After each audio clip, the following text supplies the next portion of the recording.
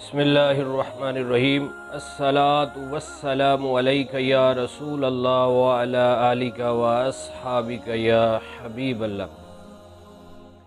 معزز ناظرین و سامعین، حضرت جابر رضی اللہ تعالیٰ عنہ فرماتے ہیں کہ ایک چاندنی رات میں رسول اللہ صلی اللہ علیہ وآلہ وسلم کی خدمت اقدس میں حاضر ہوا۔ ہمارے پیارے آقا صلی اللہ علیہ وآلہ وسلم سرخ دھاری دار چادر اوڑے ہوئے آرام فرما ہیں۔ پیارے آقا صلی اللہ علیہ وآلہ وسلم کا نورانی چہرہ اتنا جگمگا رہا ہے، میں کبھی 14ویں کے چاند کو دیکھتا ہوں اور کبھی پیارے آقا صلی اللہ علیہ وسلم کے نورانی چہرے کو دیکھتا ہوں، اور پھر میرے عشق نے، محبت نے فیصلہ کیا کہ چاند سے بھی پیارے آقا صلی اللہ علیہ وسلم کا چہرہ حسین ہے، خوبصورت ہے۔ کسی عاشق رسول نے یوں بھی کہا، چاند سے تشبیہ دینا یہ بھی کوئی انصاف ہے، چاند پر ہیں چھائیاں مصطفیٰ کا چہرہ صاف ہے۔ پیر مہر علی شاہ صاحب رحمۃ اللہ علیہ فرماتے ہیں،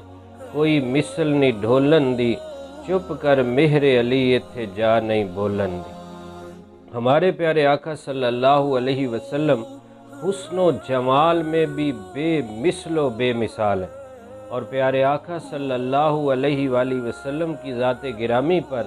ہم کثرت کے ساتھ درود شریف پڑھتے رہیں تو قبر میں بھی پیارے آقا صلی اللہ علیہ وسلم کا دیدار ہوگا، اور جو مومن سرکار کا عاشق آقا علیہ السلام کا دیدار کرے گا، آپ کو پہچان لے گا، اس کی قبر جنت کا باغ بن جائے گی، اور حشر کے میدان میں بھی پیارے آقا صلی اللہ علیہ وسلم کی شفاعت سے بیڑا پار ہوگا۔ تو ہمیں اپنے آقا و مولا صلی اللہ علیہ وسلم کی شان و عظمت